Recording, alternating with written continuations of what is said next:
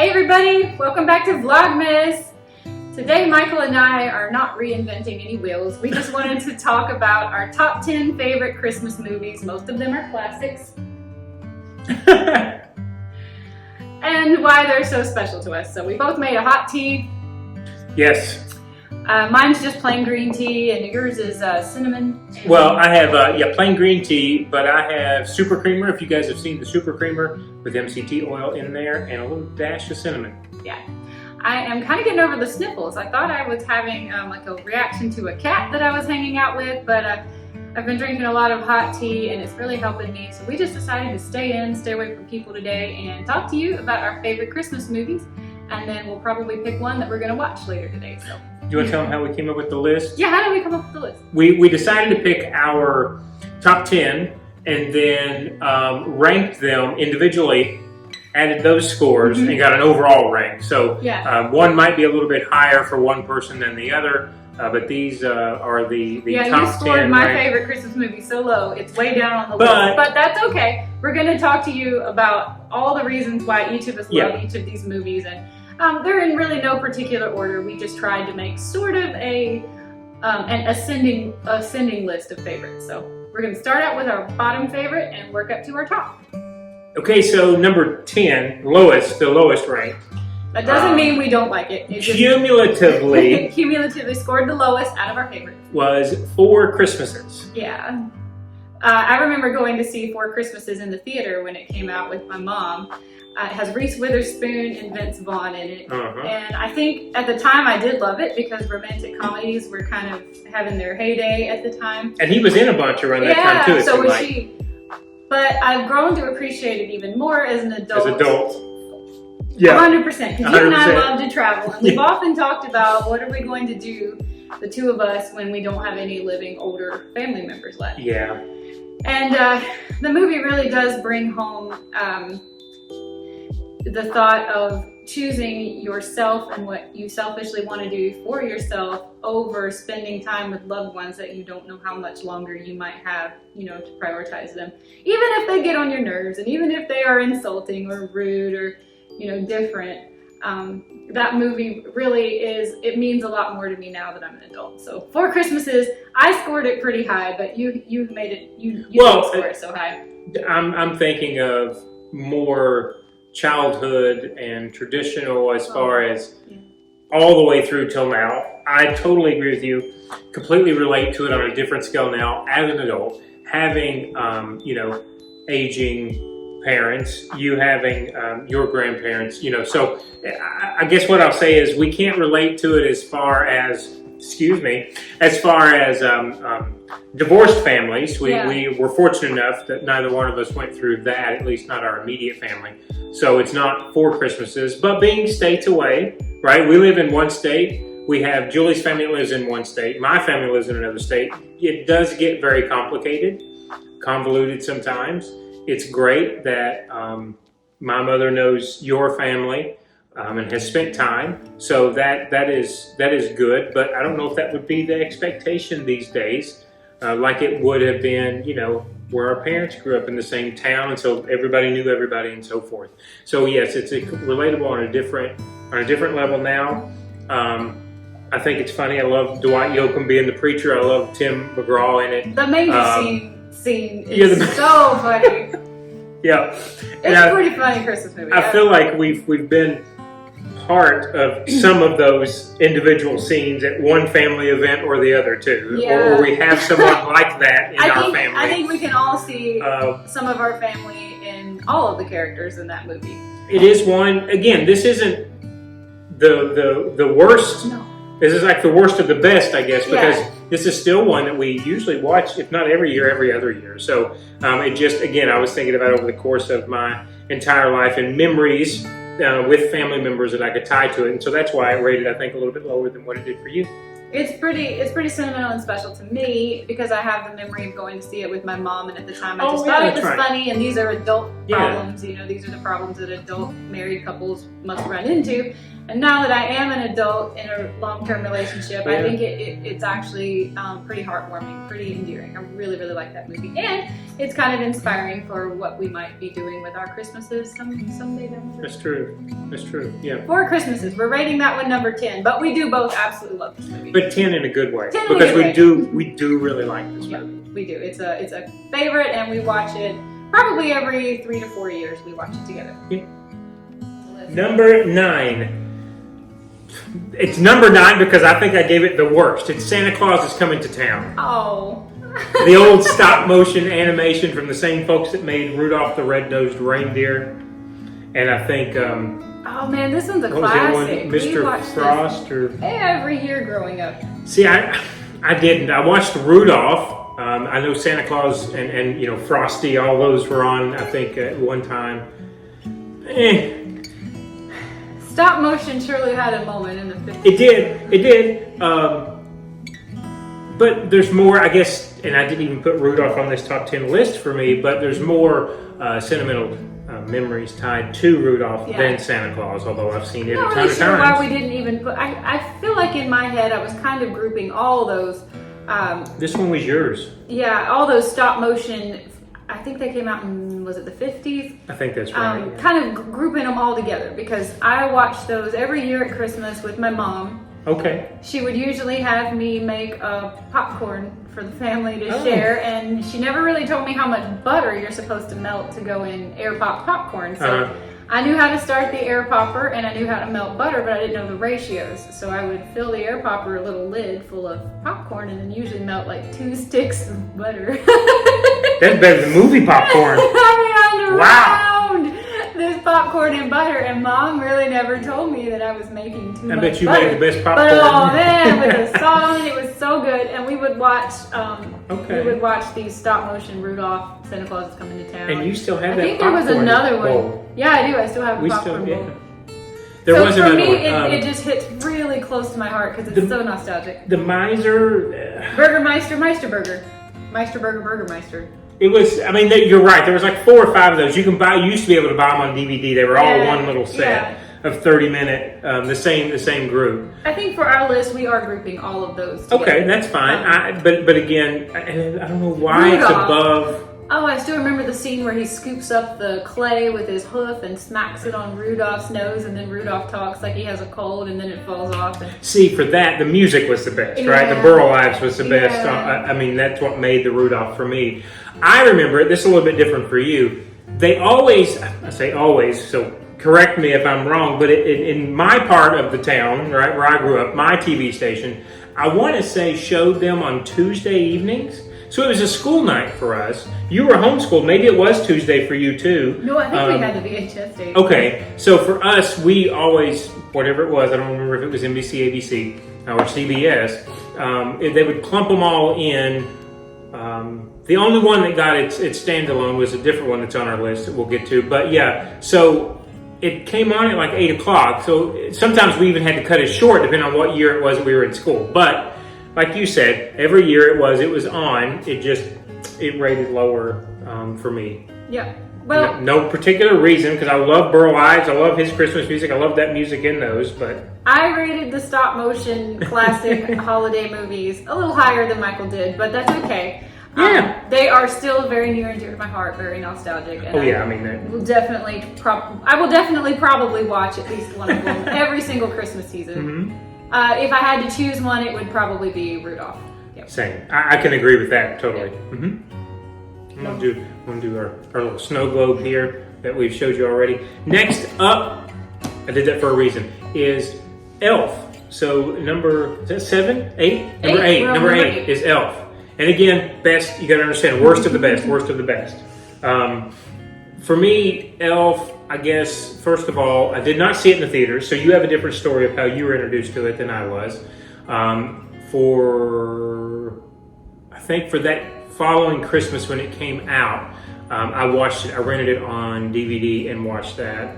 And I'm a big Will Ferrell fan in general. I like Jon Favreau, again, in general, just the things that he did. I did not believe, because I think it's 20 years, I think it's 20 years old this year. Wow. Really? I know, I'm amazed that 20 years have went by, but I did not know it was going to become this classic that people are saying that it became. Bob Newhart, of course, opening it up.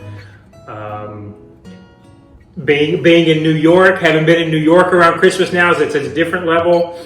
I don't know why it's number 8 on the list, why it's not higher. I guess because, again, I'm thinking about the whole span of childhood and adulthood. Again, I think as an adult, I'm relatable to a lot of those things in Elf. Some of them I'm not, of course, but I get how James Caan, that's his father, gets into those situations. So it is funny. I think it's also sweet. I think it's also family friendly. I think it's also a little bit of frat boy humor too that might age out as you get older. That may be another reason why I didn't rank it higher. I'll let you go. I used to watch it yearly. I don't now. Knowing Julie, I saw it in the theater with my mom the year that it came out because my mom and I used to go to a lot of movies. And I know my mom loved it. She probably saw it multiple times, or at least she bought the DVD. I do remember that she bought the DVD as soon as you could buy the DVD. I don't remember actually really being that impressed with it when it came out in the theater, and I think, like you said, it was a little bit too dude humor for me at the time. It is. I was very not impressed with like the spaghetti cereal candy stuff, that kind of thing. When I think I was probably in my early 20s when it came out, or maybe I was a teenager. You said it was 20 years ago. I was a teenager. I don't remember loving the movie when it came out in the theater. Okay. However, I went many years without seeing it, probably 14 or 15 years without seeing it. And then I saw it with you quite a few years ago now, and was like, man, this movie is just charming, and it's so cute, and it just hits all the right feels. And to me, New York City now has become somewhere that's so magical around Christmas time, and I've fallen in love with Christmas movies that take place in New York. The Rays on 42nd that Santa tells him that's the original Rays. That's the one that we always go to. Ray's Pizza. Yeah. That's the one that we go to when we go to New York. I don't know. As an adult watching this movie, it was like, wow, why was I so nonplussed with it as a teenager? I don't know. I really, really, truly do love the movie now. You might have been in that phase. I guess I was. It just didn't hit right when I was a teenager. But now it's a movie none of these movies would I say, except one, would I say that I would watch every single Christmas just because it's Christmas and I have to watch these movies. But Elf, I would say every 3 or 4 years is a must-see. I think we're kind of coming up on about 4 years since I've seen it. I was getting ready to say, I think we're kind of coming, because it's been a few years.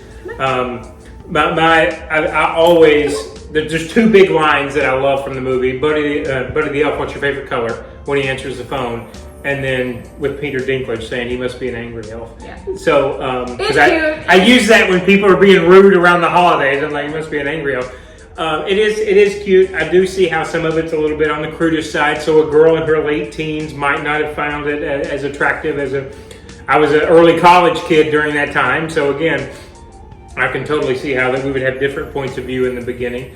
But like Julie said, charming movie now. I think you rated it a little bit lower and I rated it a little bit higher, and it ended up plopping in right around number 8. This one hit me when I was rating it because I didn't have the nostalgia. And that's okay. It wasn't how I was voting on everything else. But, but as an adult, this one is a great, great movie. Love it. Like she said, it may be something that we hit the list on on this holiday season. That's it. Number 8. Number 8. Elf. I am introducing this one. Because... Let me explain this first. Okay. In case you see or hear anything, Aber wants to be up here with us, but she doesn't want to talk to the camera. She wants to chew her bone. So if you see that, that's what's going on over here. You can introduce this one. I have to. Number 7. I have to. Oh, yeah, you do have to. Oh, okay. So number 7, again, it's rated lower because I think it was the worst on Julie's list or next to the worst. And it was like top 3 for me. This one scored the bottom. Oh, no. Okay, so this is a growing up, old nostalgia, twinkling lights. This is actual puppetry. Okay. This is puppetry.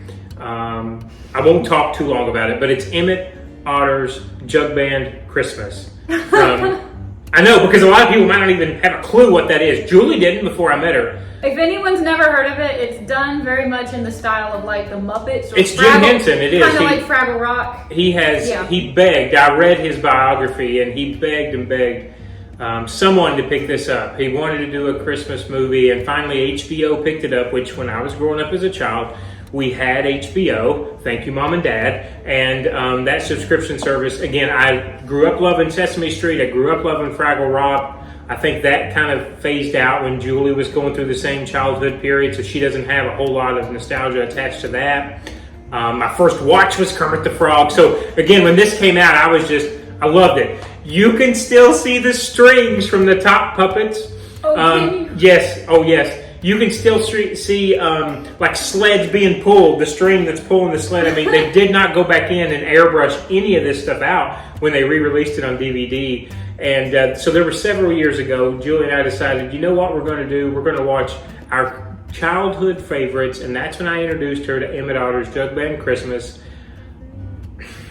This one just warms my heart. I love this one. I've watched this one every year. It was number 3, and I'll explain how I got to 1, 2, and 3. But Hole in the washtub. Hole in the hole in the washtub. I don't know what else to say about it. It's goofy. It's about 2 otters that don't have money. His father, Emmett's father, has passed away, and so he wants to get her a new wash tub. She wants to get him a new pearl-lined inlay guitar, and so they end up hawking different things. Let's say it's the story about the man who wants to buy his wife a Christmas gift. He wants to buy her a hair clip. And she wants to buy him a watch, so she cuts her hair to sell to buy the watch, and he gives her a hair clip or whatever that is. It's the story of it's the thought that counts. I thought Jim Henson was such a genius, and think. And so that from an early age, just loving Sesame Street, when I saw that it was done by the same people, I started watching it, and I watched it every single year until I became an adult and couldn't find it anywhere. It was never released on DVD for a long, long time. Finally it was. I didn't buy it, but we ended up finding it. I think it was on YouTube several years ago, and it had been a long time since I had seen it. And I laughed because one scene, they're going down the hill, they're sledding down the hill, and you can totally see how each one of the strings on all 4 limbs are just kind of, somebody above has just pushed and pulled. It feels very amateurish and homemade. It so does. It is adorable. If you've never seen Emmett Otter's Jug Band Christmas, it is just as wholesome as it gets. I mean, it's about otters, for gosh sake. Yeah. I think it's 35 minutes or something. I think it's just a little over 30 minutes. So if you can find it, hey. I only rated it low because I never saw it until I was in my 30s, and I'm like, this is way too childish for me. It is adorable and cute. You can't find it anywhere. I do follow one of Jim Henson's cartoonists that will every time around Christmas will draw Emmett and his mother and put, ain't no hole in the wash tub, whatever. But we're coming up on time. But anyway, that's number 7, Emmett Otter's Jug Band Christmas. If you haven't seen it, please check it out. It is definitely worth a watch, at least the one time. It's really low budget. Okay, that was a good one. You are rotten. You are so spoiled. You are so rotten. Can you hit the button for me? I want to make her move. Number 6. Yes. Miracle on 34th Street. Another one. You start. Another one that I watched every single year growing up. But what I need to preface this with is, as a child, I made a lot of assumptions that I never asked my parents if they were true or not. I just assumed. Okay. One of the things I assumed is that the little girl in Miracle on 34th Street, her name is Natalie. I forgot. I'll put it on the screen. Okay. Her name is Susan in the movie. And I thought that meant that was my mom. I thought it was my mom as a little girl. I knew that it wasn't my grandparents who were playing her mother, but I also thought that I was named after Julie Andrews. Like, there's a whole thing where I had a very hard time distinguishing between people in movies and actual people in real life. Okay. I thought the movie was about my mother as a child until I was probably 8 or 9. When I figured it out. Okay. But anyway, it's such a classic movie. It came out 1948. It's very long old, time. yeah. So it's black and white, and the problem for me is now I can't watch black and white movies without getting a migraine. So I haven't seen Miracle on 34th Street in a very, very long time, and it makes me sad because I really want to see it again. I have such a nostalgic pull with this movie. I'm surprised they've not colorized it somewhere. Maybe that's just because it's so classic the way it is. But I have such a nostalgic pull with this movie because it was the only like connection I had. I grew up in a town that we didn't have Macy's. I don't even think our malls had Macy's. I never saw the Macy's Day Parade as a kid, that I remember anyway. And it just seemed like it took place in this magical fairyland that has, is New York City. I just thought that this girl had such a spectacular, wonderful, cool life. And then when Santa came in, I really liked her friend, the janitor, also, and was gonna make her one wish come true to live in a house. I don't know, I kind of like inserted myself into the story, or maybe it's because I thought it was a story about my mom. I'm not really sure. That I got a real attachment to this movie as a kid, and I regret that I haven't seen it in so many years. I really wish they could colorize it just for me so I could see it again. What is your miracle? This one was one of the other choices. Right in the middle, we have one of the other of us has rated it higher and lower, and it just happened to be a mid-range score. This one was lower, not because I didn't like it. I did, but I did not watch it every year, like you said. I seem to feel like I watched it with my mom on like Turner Classic Movies every once in a while. And then it seemed like It's a Wonderful Life would come on after. Like you said, I think I associated black and white with something like that. Loved the Kris Kringle. And I apologize, I don't know the actor that played him. But you're right, it was a fairy tale world because weren't they from... We were in small farm towns. We had never seen anything like New York City. Right, I was like, Macy's, that's made up. I had a Macy's 2 hours away, but the New York Macy's, what's so special about that? I had a JCPenney. Like, I didn't have anything like... Wasn't she from divorced parents? Yeah, or her dad. Or her dad. Might have been dead. I can't remember. She didn't have a father figure. But of course, that wasn't something, right, as a child that I had to deal with. So again, that was unknown to me. This man, that comes in, and then learning about Gimbels and Macy's, and Macy's doesn't tell Gimbels, and you don't understand there's a corporate side to Christmas as a child. I can't believe my mom let me watch this movie because there's a drunk It's a lot more. Claus. Yeah, there's a lot more. You're right. It's a lot more adult than what. It deals with some adult issues that went right over my head as a child, and. But now, I think if you said, "Tell me adult Christmas movies," Miracle's going to be up there further than mid-range for us. I'm speaking for me. Simply because we've been to the Macy's. Our Christmas cards this year are from the Macy's. The escalator is still the original Macy's that you see in the movie that we rode on. Last Christmas, when we went to New York City at Christmas time, just a few days before Christmas, we went to the Macy's, which is like 8 floors tall, still has those old-timey, creaky, beautiful sound escalators to take you up each floor.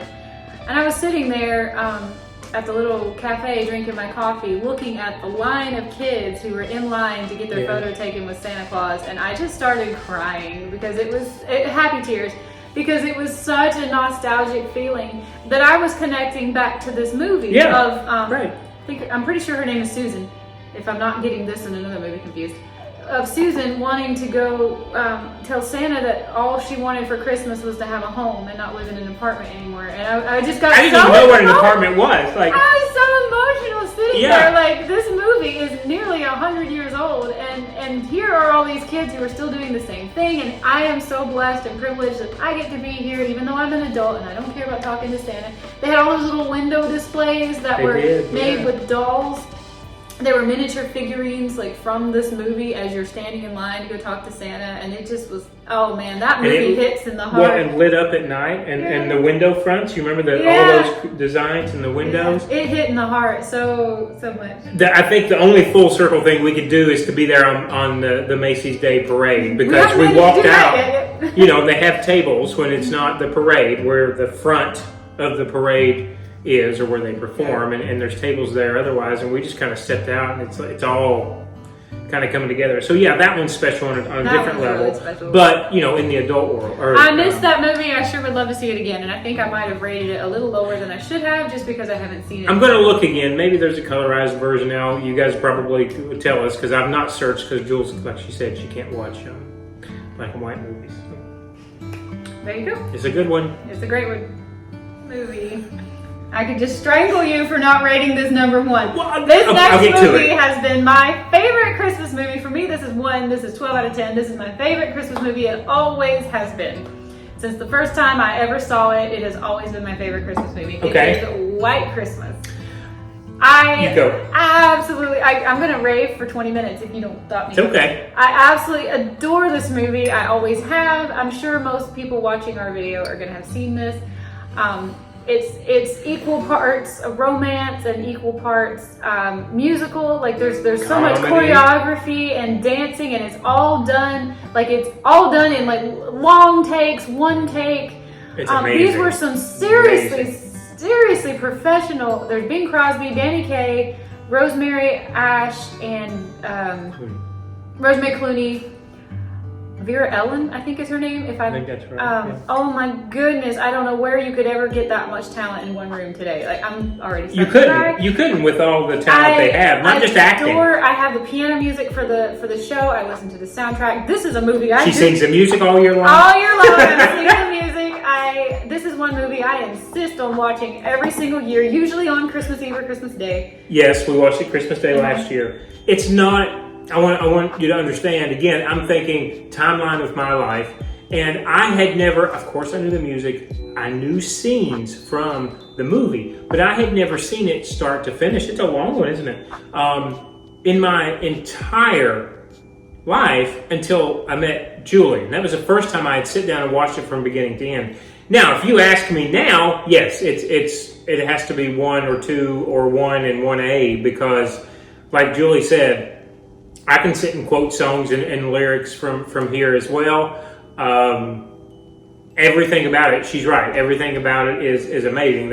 I don't think there's anything that you can really take away from the film and critique because when it was shot and how it was shot and how talented these individuals are and how good the dialogue is versus, White Christmas being sung for the first time in a movie on top of the rest of the soundtrack, knowing that they're playing their own instruments and doing their own dance numbers and like Julie said, single takes and knowing they had to get it right the first time. Like everything about it is A++.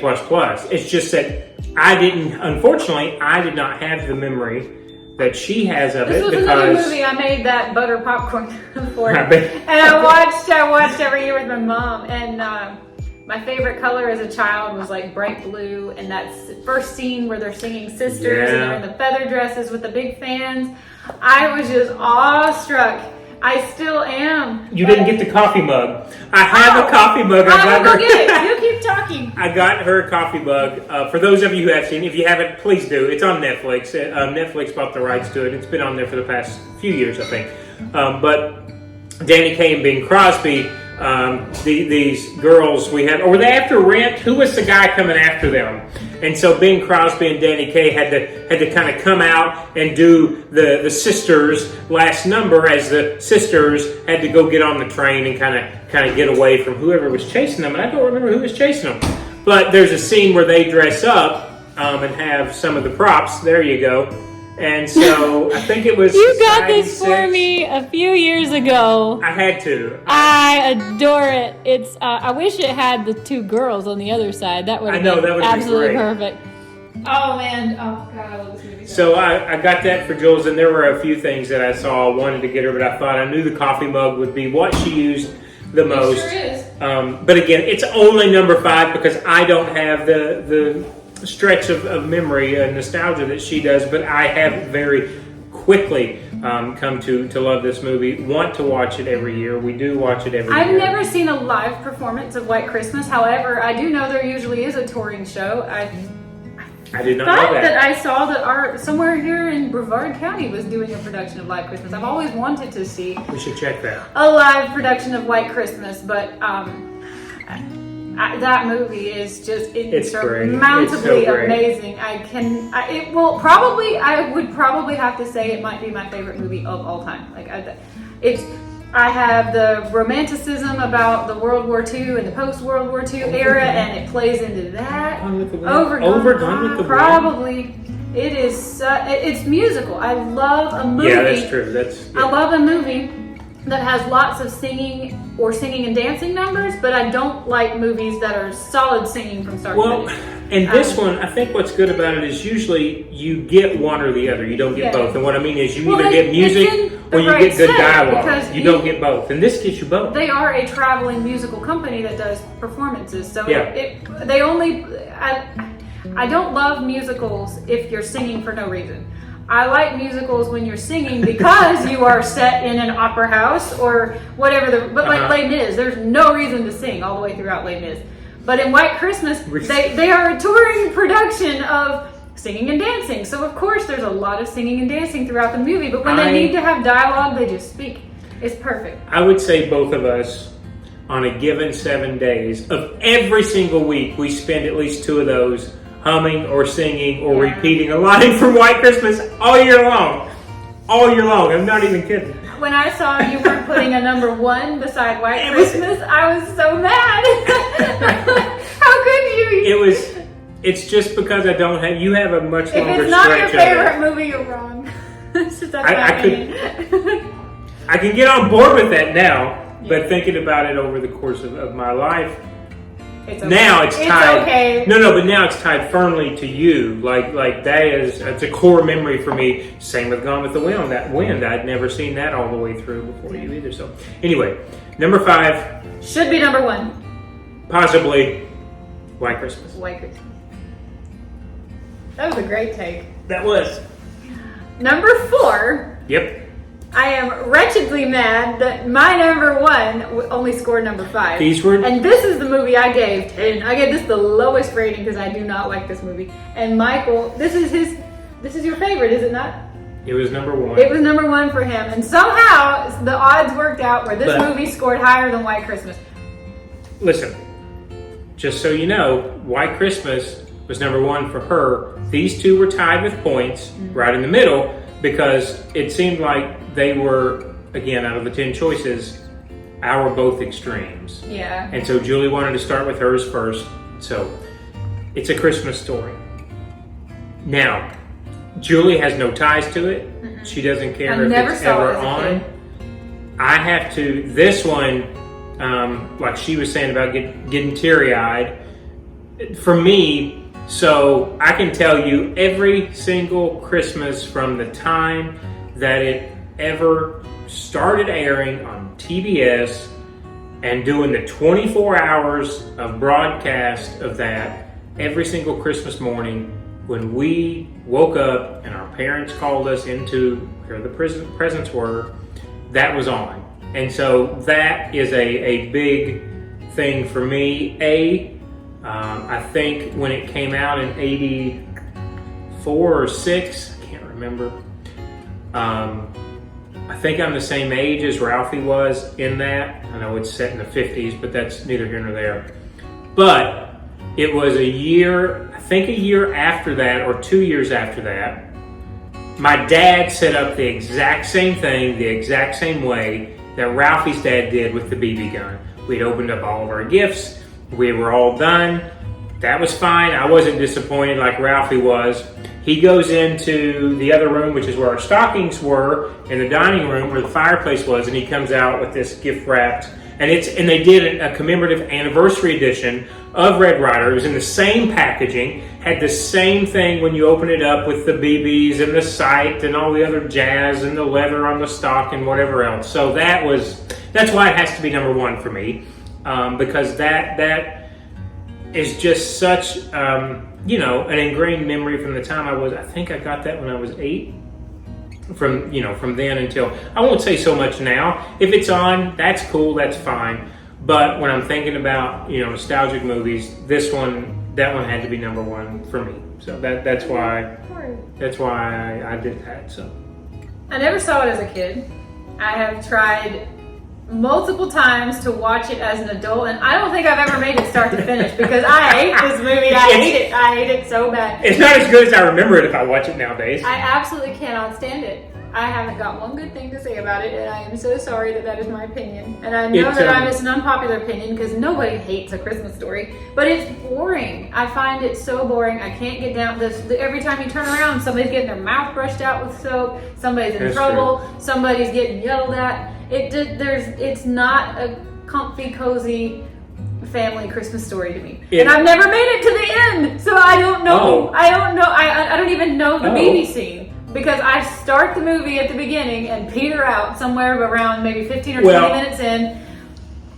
I can tell this story too. Why don't you just tell me how it ends? So, well, you know they end up going. No, do you know they end up going to the Chinese restaurant to Peking because I peter out around the soap. So they have neighbors' dogs. It gets they're not on leashes. They're all, I think they're bloodhounds or coonhounds.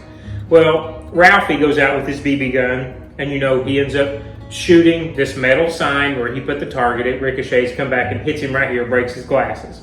His mom brings him in. He says an icicle's fallen, so he's lied to his mom. His mom brings him inside, washing him up. She leaves the back door open. Here comes the Bumpus's dogs, and they come in and they get the turkey, and they've tore the turkey all apart.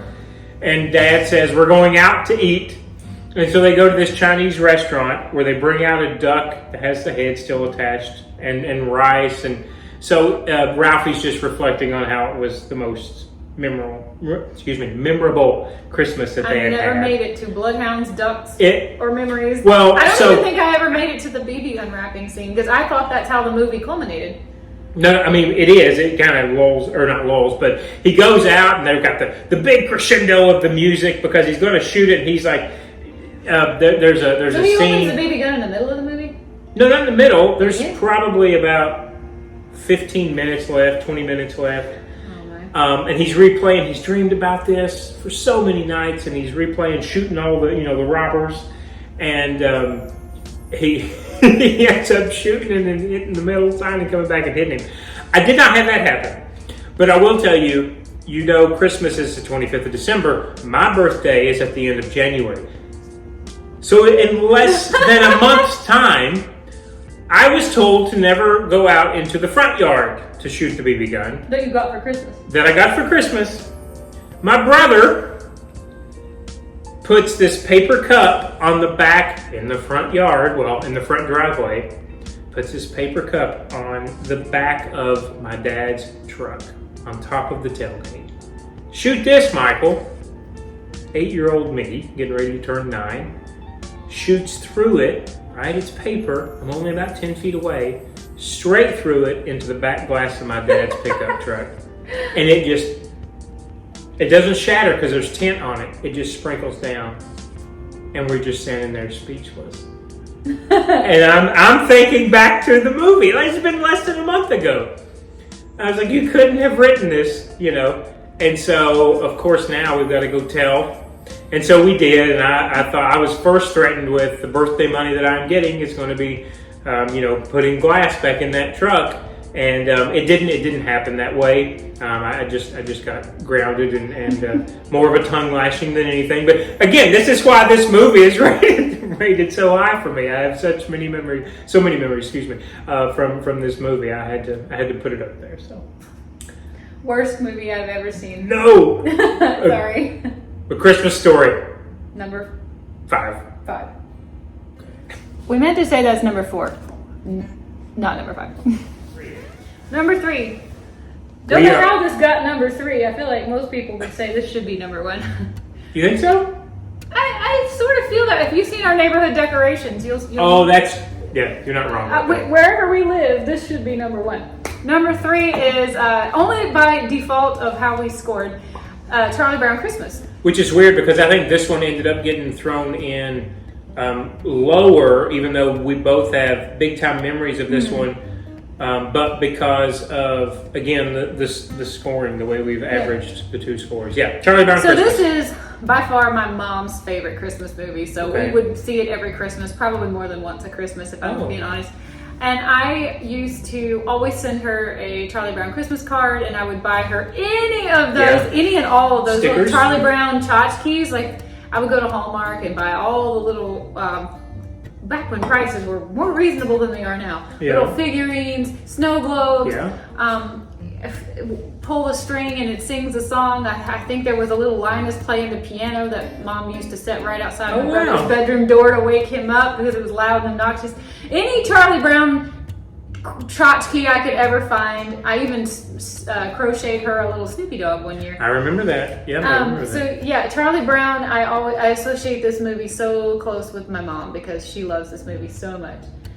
I don't know if my opinion of it is even accurate, because for me it's a nostalgic pull again from watching it with her with the butterfly. Yeah, I mean, agreed. I might even argue that I like The Great Pumpkin Charlie Brown better. Mm-hmm.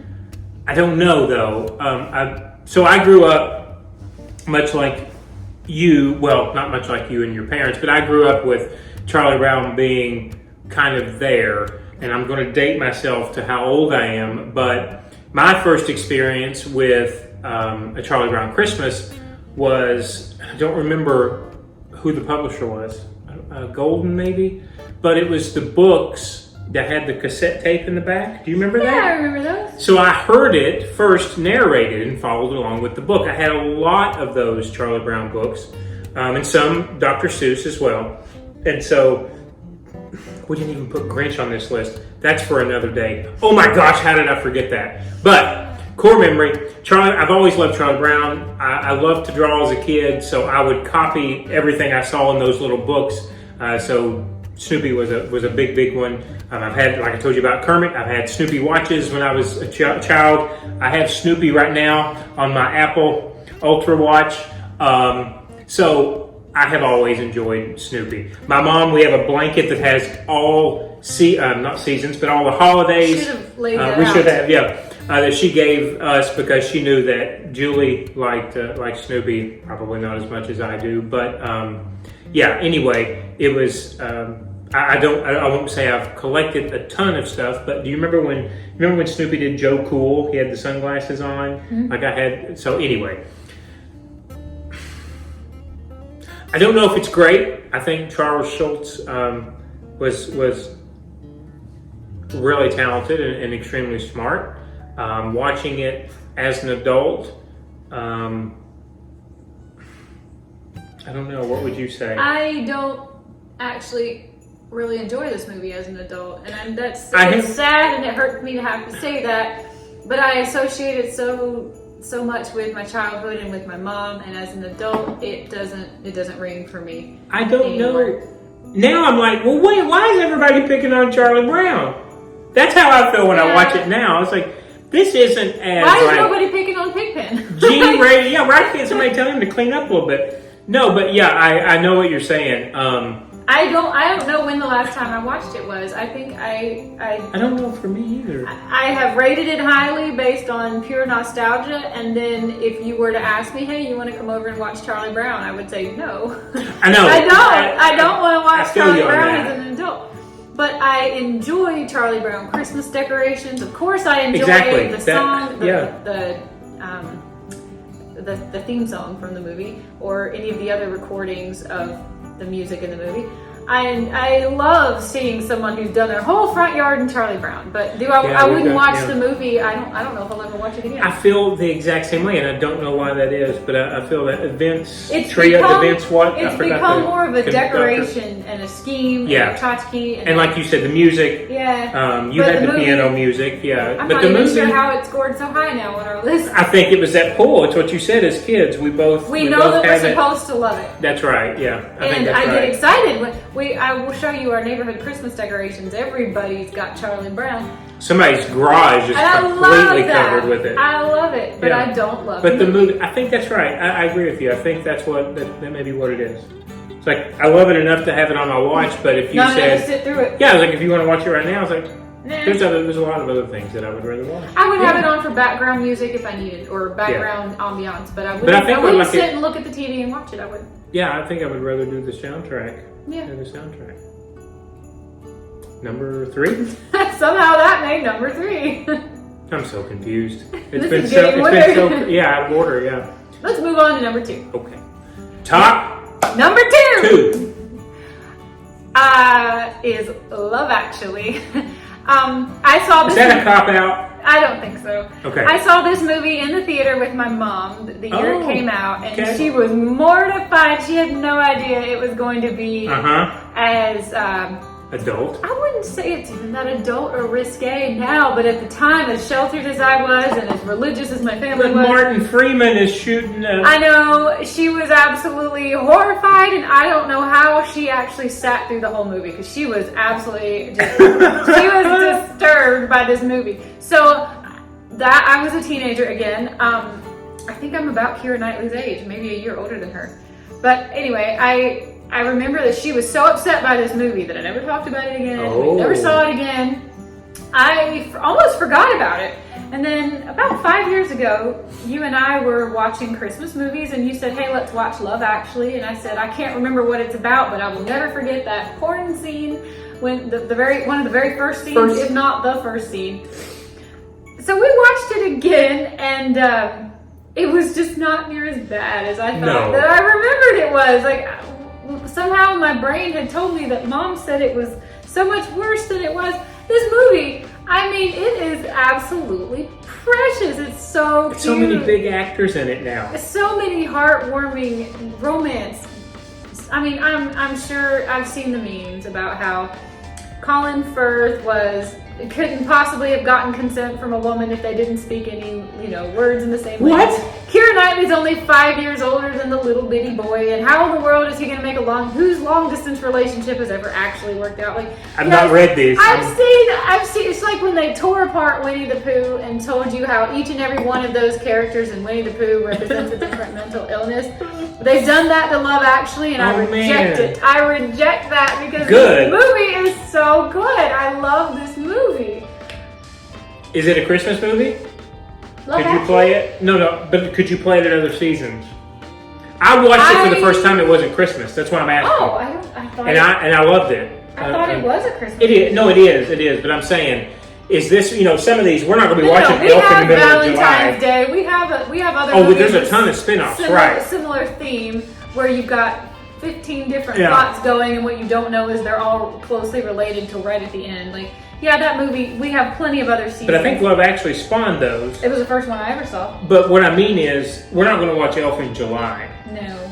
But could you watch Love Actually? I don't know. Maybe. See, I don't remember what season it was, but it wasn't around Christmas the first time that I watched it. And I enjoyed it just for the sake of, at that time, because I didn't watch it as a child. I didn't watch it when it came out. I don't remember, what was it, 2003, I think. Oh, 03. So it would have probably been more like 2009 or 10 when I first saw it. But I'm like you, at that time, those actors had gotten bigger. I mean, I know Hugh Grant was big and Liam Neeson was big, but the other actors had gotten bigger.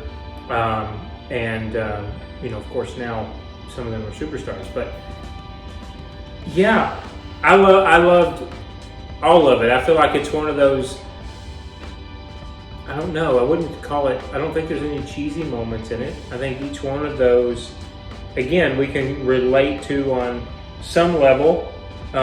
Even the porn scene, Martin Freeman, those are aren't they just two college kids that are trying to make some money or something like that? They're just meeting each other so it's so quirky, but I enjoy it. So that one I could watch. It doesn't matter what time. I enjoy it so much now. I wish I had been watching it all of these years. It's just heartwarming and makes you feel so good. It's one of those Christmas movies where everybody manages to have a happy ending. Even the ones who don't deserve it manage to have a happy ending. And I love it. I love it. Yeah, again, this one's probably so popular we don't have to sit and tell anyone about what it's about. For sure. But yeah. It was the first movie I ever saw Keira Knightley in. Probably for me too, yeah. Maybe it came out, because I feel like I saw it before I saw Pirates of the Caribbean. It was the first movie I saw what's his name? Lincoln, yeah. Andrew Lincoln. Because he went on to be in The Walking Dead, and I loved The Walking Dead for a while. I fell off of that after a few seasons, but I don't know. Love Actually just... And this one was the movie that All I Want for Christmas Is You, Mariah Carey came out, right? So that's another... I don't care how overplayed that song is. I love All I Want for Christmas Is You. You could play that song on a loop, and I wouldn't be mad about it. I think that song is great. So, Love Actually sells itself. Number 2, yeah. I mean, that's not really surprising. I don't think it deserved to be number 2 on our list. I think. Yep. Number 2, Love Actually.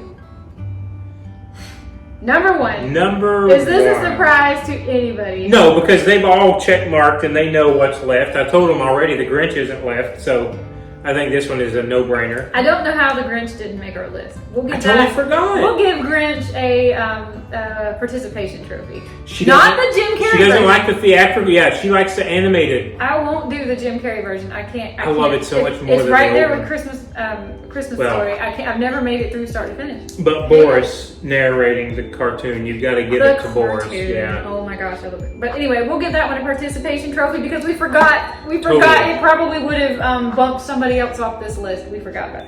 Number Go ahead. one. Who What- doesn't think they know what number Was one is? it number one on your list too? It was number. No, White Christmas was number one. This was number two. Okay, this one might have been number two as well. Again, the combined score.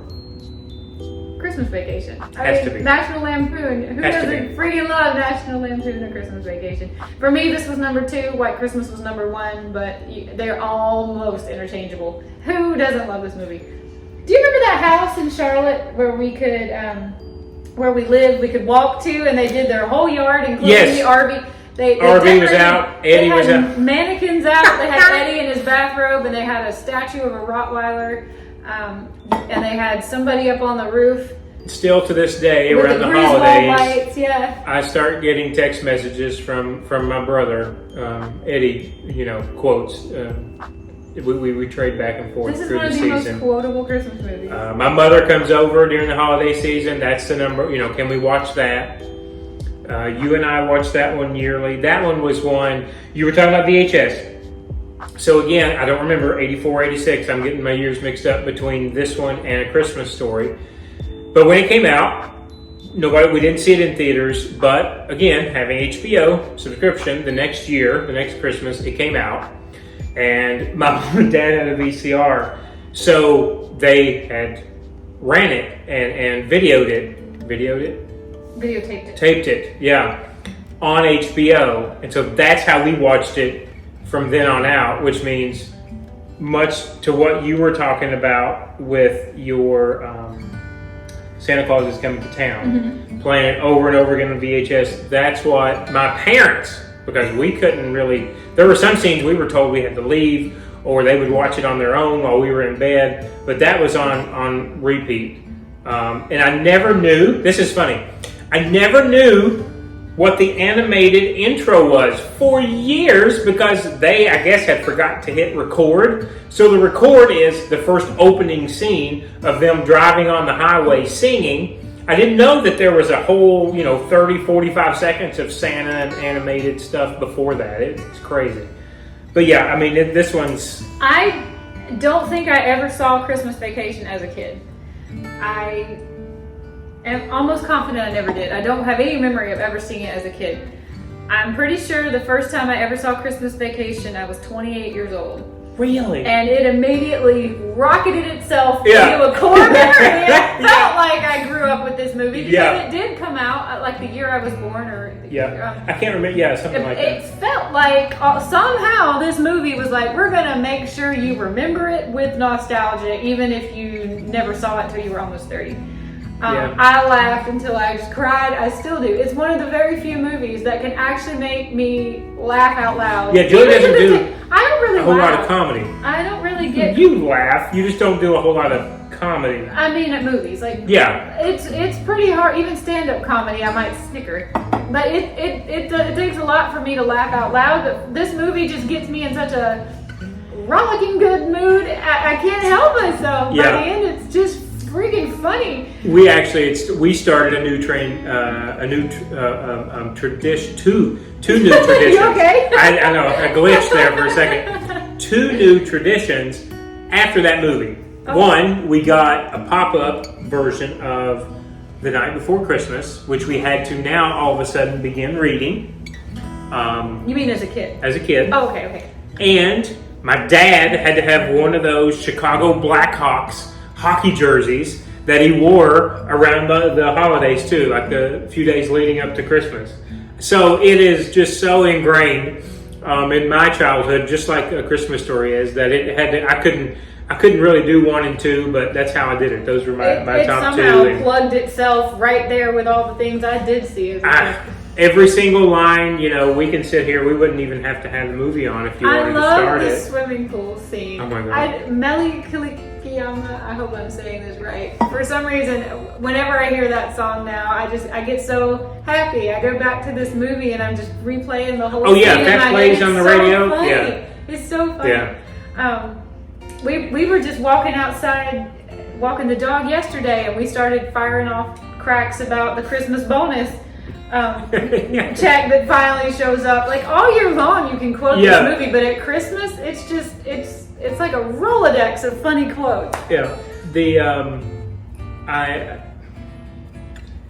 I had, so you were talking 28 years old. You had seen that. I'm pretty sure I never saw it as a kid. I didn't realize, and now have. So at that time, of course, being that young, I had never seen National Lampoon's Vacation. Oh yeah, I hadn't. So I grew up, get into college, realize what National Lampoon is, the Harvard newspaper. Why aren't there more National Lampoons? Right. There should be like 100 of these. The last one I remember is Van Wilder with Ryan Reynolds, but that's not a Christmas movie. But I didn't realize that the original National Lampoon's Vacation came out, and then or European Vacation, and then Christmas Vacation, and then Vegas Vacation. That you kind of had to watch them, even though the kids change every time. So I knew. So now I realize that's why my mom and dad had to watch Christmas Vacation at that time. They'd already seen National Lampoon's Vacation and loved Chevy Chase, and so yeah, for me, it's just all of them are great in their own way. But Christmas Vacation is just set off, I think, to itself for sure. It sells itself. We don't have to sit there and rave about it, but man, it's a good movie. And it and White Christmas are probably the only two Christmas movies I can absolutely say yes, I do want to watch them every single Christmas. If I miss a Christmas, it's not the end of the world. Yeah. Most of the other movies on this list, if I see them once every 3, 4, 5 years, I'm fine with that. But National Lampoon, Christmas Vacation, and White Christmas, it's not Christmas if I don't get to see those at least once. Well, just once. So. Yeah. I totally agree. I don't have to watch A Christmas Story anymore. I do have to watch White Christmas. You should have rated it higher. I know. I was just thinking about all of it, you know, childhood on. We get a lot more core memory when we're that age. And but yes, I would agree. Those are the two that I would have to watch year round. If Elf's on, great. If I'm not doing anything else. Christmas Story, okay, if I'm not doing anything else. But yeah, those two, I would agree with you. Those are the must-sees for the season. Well, all right. I don't think we reinvented any wheels here, but we did just want to go take a little stroll down memory lane and tell you all of our favorite Christmas movies and why we love them so much. And we'd love to hear from you. If you want to tell us if there's any we left off this list besides Grinch, we know. No, I don't know why. How? But anyway, I hope you enjoyed this video, everybody. Happy Vlogmas, Merry Christmas. I hope you're having a fantastic holiday season. Yeah, whatever you celebrate, do it with love, with family. With passion.